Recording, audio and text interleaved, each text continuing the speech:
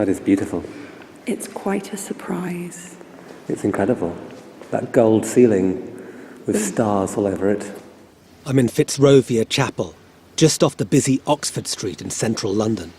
I often imagine the bloodied surgeon in the middle of the night after a difficult operation just coming and sitting in here.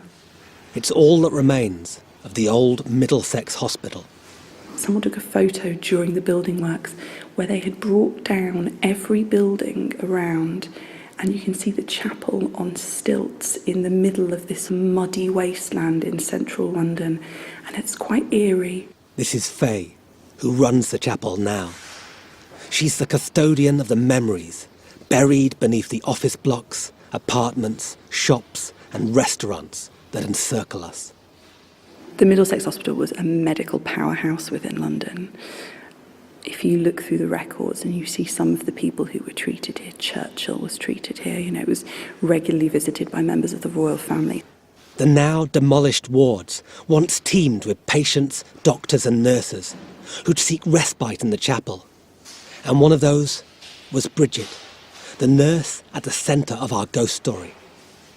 As I leave the chapel, walking out into the modern development that looms over it, I have something she said ringing in my ears. The hospital has been demolished, just the chapel remains. I believe it's a development site for shops and apartments and flats, and I pity anyone that lives there in the future because I cannot for a minute begin to imagine the ghosts that will be in that place. I'm Danny Robbins, and this is Haunted. Do ghosts exist? If not, why do we see them? In the previous episode, we had a patient called Les. From my memory, he was 81. He was definitely into his 80s. I came on duty, found out he died. Kristen said to me, "Why didn't you tell me about Les?" I just said, "Oh, I'm really sorry, I forgot." I'm honestly sure that that's what triggered the chain of events. The buzzer started going off at night and there was nobody in that bed. And then in the morning, Peely, who was a lovely domestic, she came running out. Bridget, there's things all over the room." And we went in and the towels from the paper hand towel dispenser were strewn all over the room. And she straight away thought there was a haunting and she thought it was Les. Malevolent experiences, objects moving, a sense of dread, drop in temperature, multiple witnesses. This could be the holy grail of hauntings. Episode 10, The Night Shift, Part 2.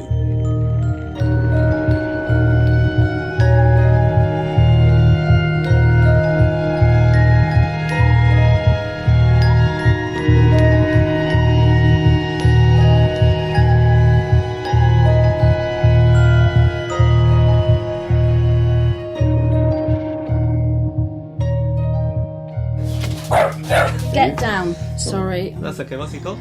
Rusty. I'm in Bridget's house in the Scottish countryside, sitting by the fire. He's playing for sympathy now. Look at that. is. Rusty, that's shameful. In the last episode, we heard her describe the strange events over several nights on the 4th floor of the Middlesex Hospital in the summer of 1992. This time, we're going to hear about Bridget's final night shift.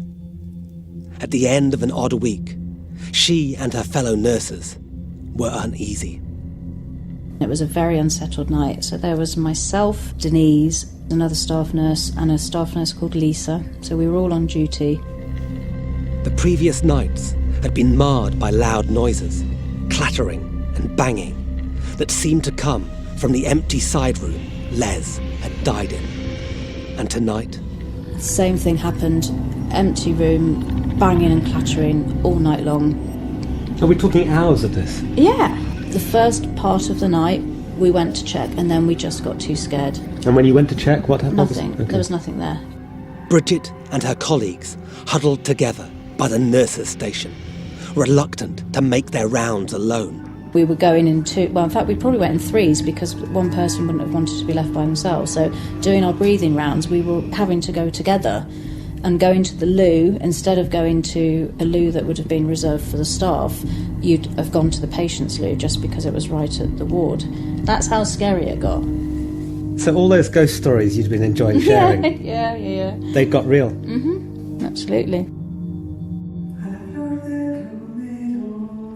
Bridget knew that each of the last 2 mornings, Peely, the ward's Spanish cleaner, had opened the door of Les's room to find a scene of chaos, objects seemingly scattered by an invisible hand.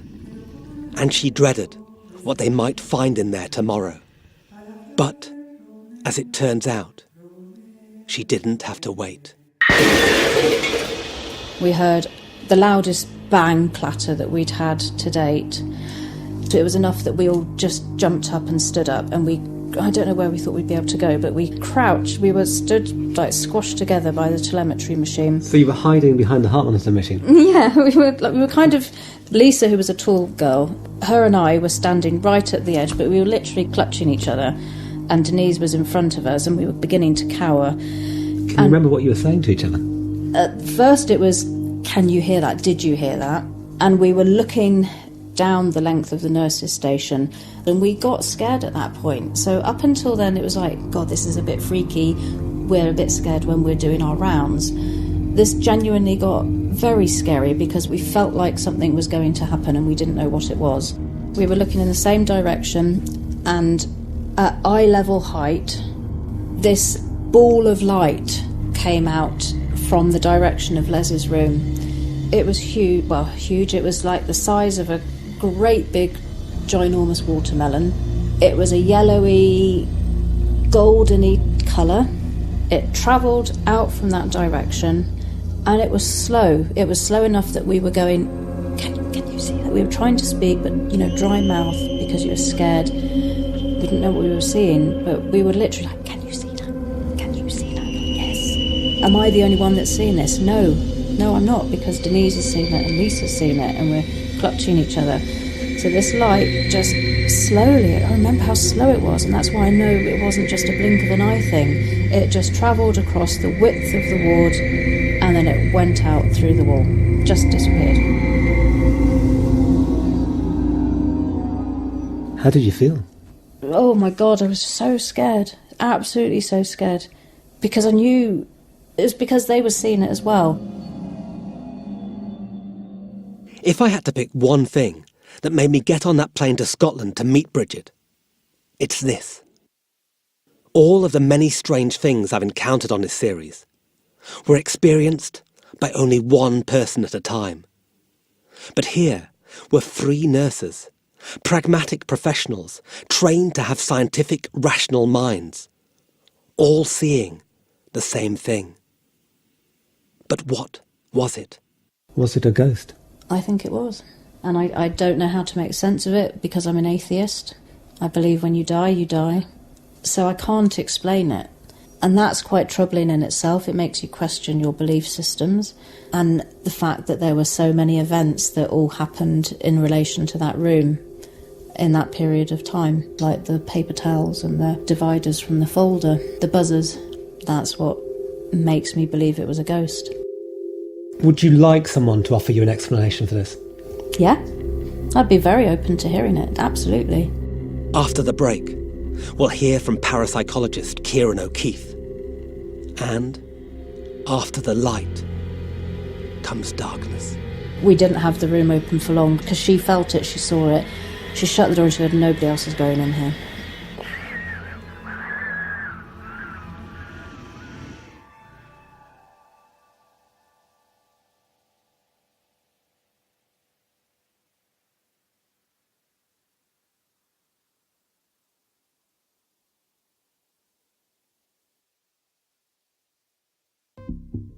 You've got a case that has elements of haunting, elements of poltergeist activity, but also the level of detail that Bridget is talking about and the level of detail that is able to be verified, I think, by the other witnesses. For me, it's fascinating. You'll remember that Kieran is a modern-day ghost hunter who doesn't believe in ghosts. He's the head of psychology at Buckinghamshire New University. I played him recordings of my interview with Bridget, and I'm intrigued to know what he makes of how the case is developing. Am I the only one that's seen this? No. No, I'm not, because Denise has seen it and Lisa's seen it, and we're clutching each other. I get a real sense that this potentially could be one of the holy grail of hauntings. You've got a group of witnesses reporting the same thing. And what I would love to be able to do is be back at that hospital 30 years ago, immediately after it, and separate all of the witnesses like you would in kind of a forensic type investigation. Have them all in separate cubicles, like your archetypal Hollywood crime film, and interview them separately and see if their stories match. That would be wonderful. And if that happened in that particular case, I'd hold my hand up and go, I've got no explanation for it. But Kieran thinks that the length of time since the event makes things a little more complicated. There's a mountain of research within psychology, and specifically within forensic psychology, showing that you can have false memories, either through questioning, and the classic example is when a classroom of students out in America were asked about their visit to Universal Studios. And in that, they asked about seeing Mickey Mouse. Quite a few of them said, no, we didn't see Mickey Mouse, and they carried on. 2 weeks later, then going back into the class, asking them about Mickey Mouse, and them all saying, we saw Mickey Mouse, and being able to describe in detail the Mickey Mouse that they had seen, which would never happen in Universal Studios, because Mickey Mouse is a Disney character. It's a false memory. Kieran explains how a story can grow in the telling without anyone realising.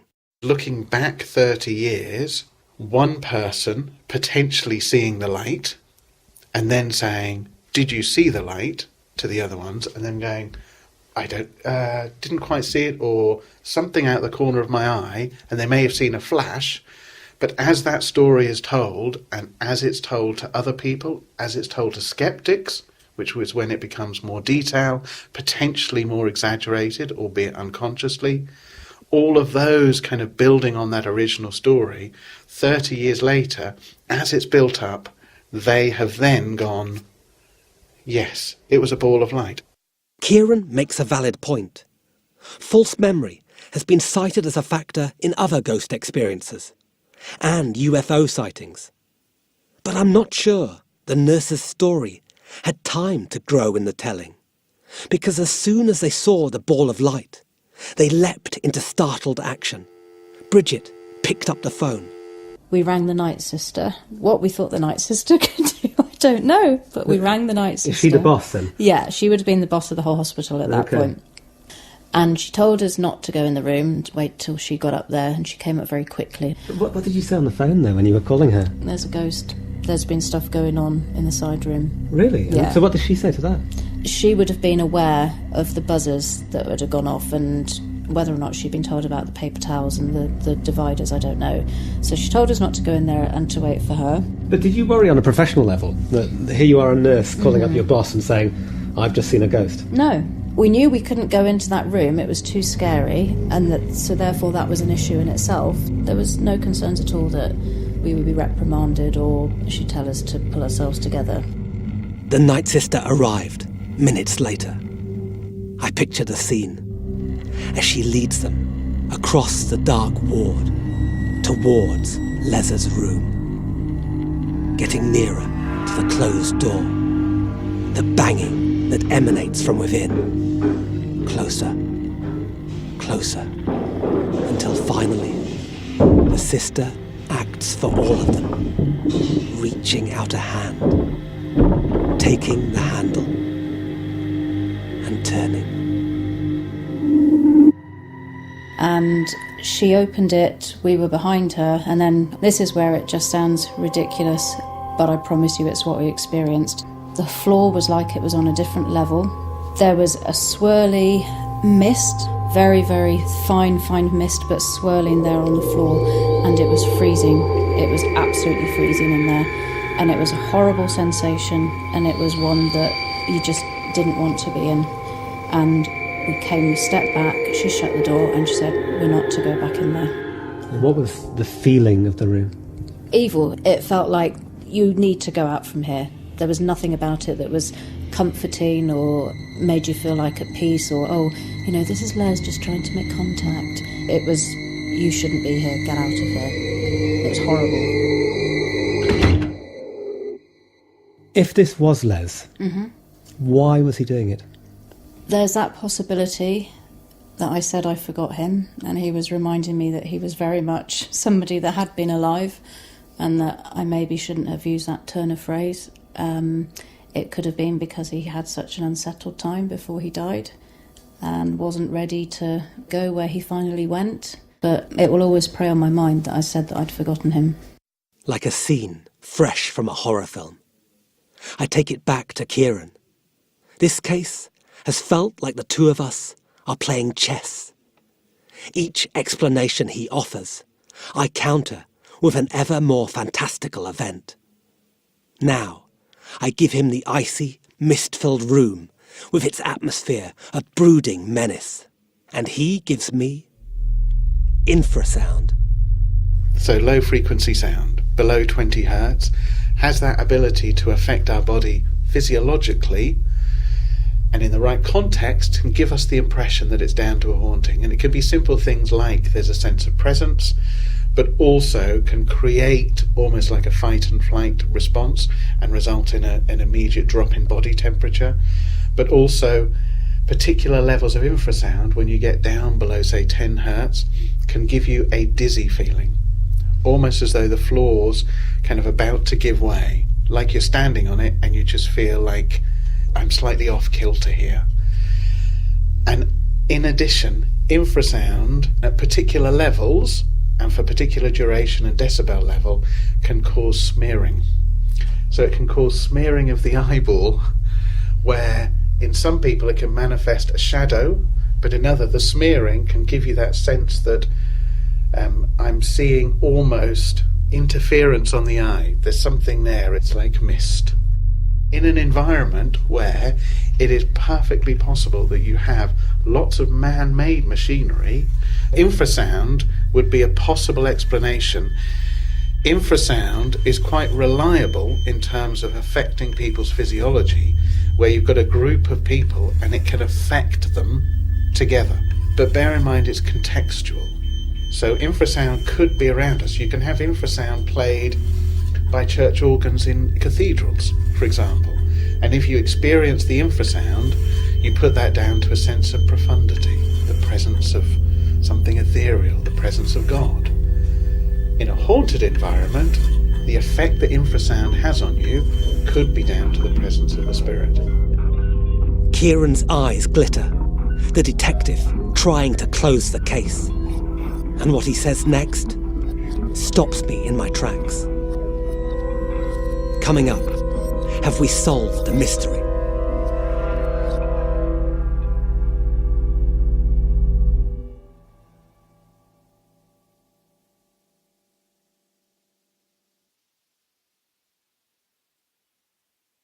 Each time we creep closer to one solution, I feel like we get tangled up in another. Infrasound could explain the odd feelings and mist in Les's room. False memory could explain the nurse's shared experience of seeing the light. And Bridget's guilt could have made her misinterpret odd nighttime noises. But then what about the paper towels and files hurled around the empty room each morning? How do we know that the object wasn't left in a precarious position, that it was just a matter of time before it fell off? The solutions stack on top of each other. A house of cards. They could all be possible. Yet for them all to be possible at the same time seems almost more fantastical than a ghost. Unless there was something to weave them all together, and it was less a house of cards than a domino effect. Because all these explanations can give you the symptoms of a haunting, but only if you already have your ghost. So where did the idea come from that it was Les who was haunting the ward? Peely, who was our lovely domestic, she would go and do the breakfast rounds in the morning. Peely, the ward's Spanish cleaner, the tiny, formidable woman who was a mother figure to the nurses. She would have been told that the buzzers had gone off on the empty bed spaces, and she came running out, Bridget, Bridget, there's things all over the room. A woman who had known Les as well as Bridget did, and who we know believed in spirits. I know she was Catholic, she was very devout in her religion, and she straight away thought there was a haunting, and she thought it was Les.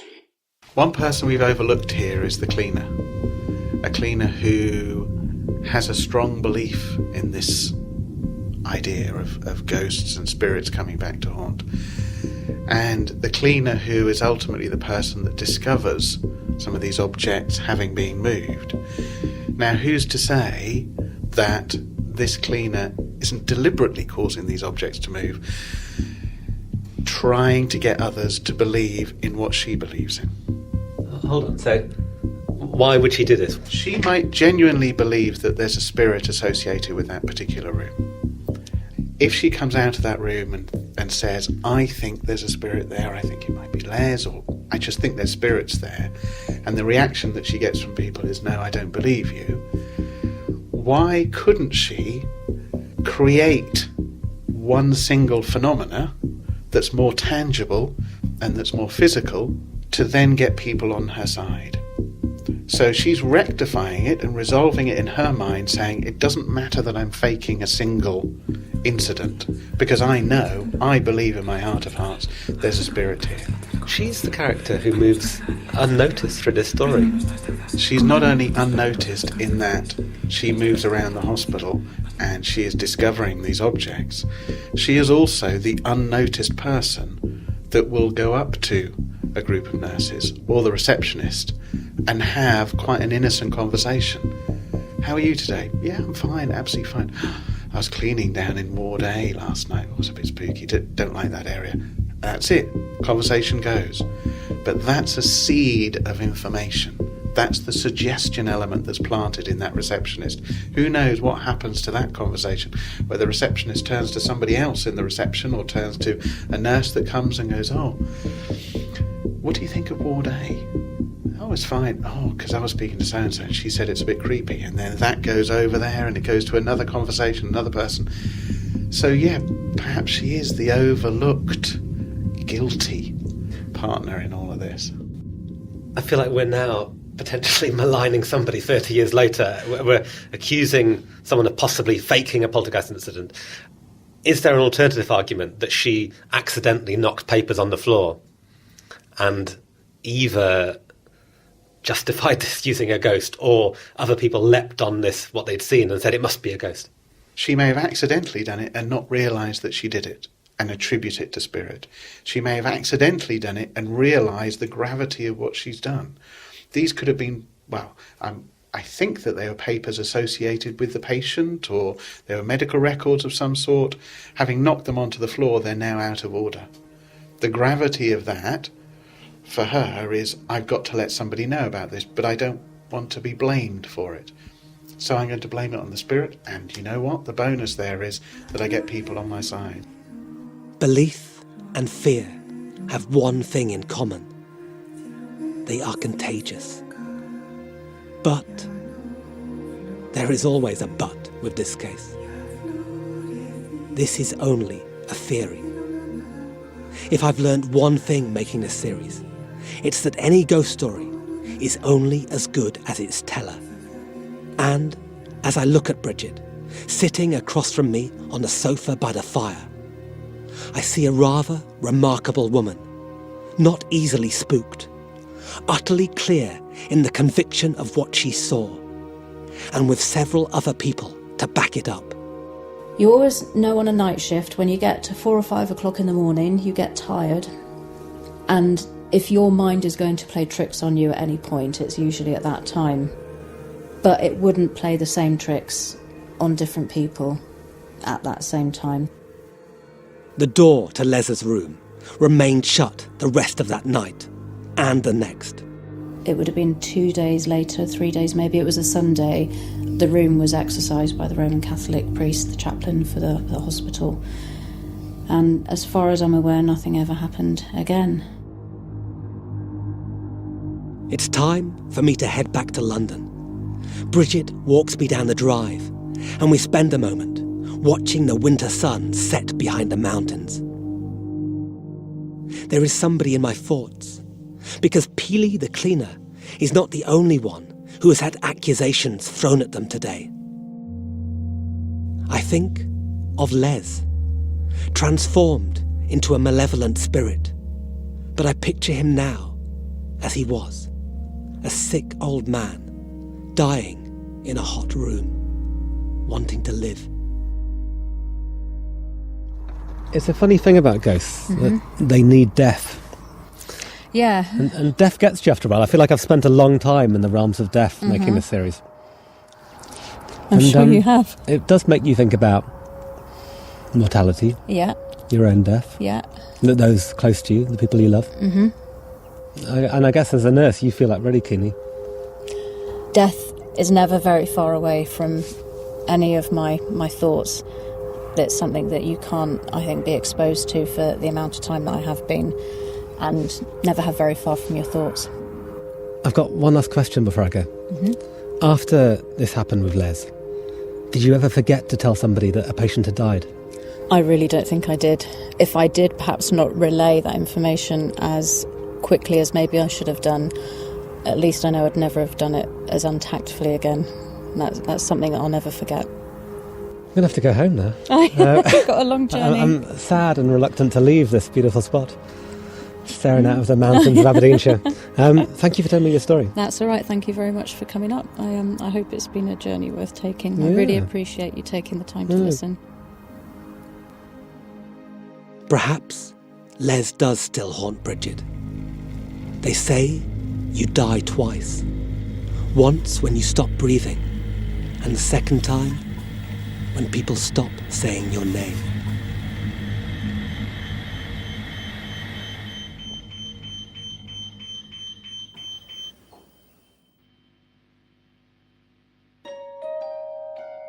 Thank you to Bridget for telling me her story, and to Faye Hughes at the Fitzrovia Chapel. And thank you to all the storytellers and experts who have helped me make Season 1 of Haunted. It's been a pleasure. And thank you for listening. If you've had a ghostly experience, we'd like to hear from you. Send an email to haunted@panoply.fm or find me on Twitter or Facebook. Thank you to everyone who's reviewed or rated the show so far. If you've enjoyed it, please tell someone you know. Haunted is a Chalk and Blade production for Panoply. It was written and presented by me, Danny Robbins. The producers are Ruth Barnes, Laura Sheeter, and Simon Barnard. Music and sound design is by Pascal Wise. Jesse Brown painted our artwork. Special thanks to Ryan Dilley and Andy Bowers at Panoply. Until next time, sleep well.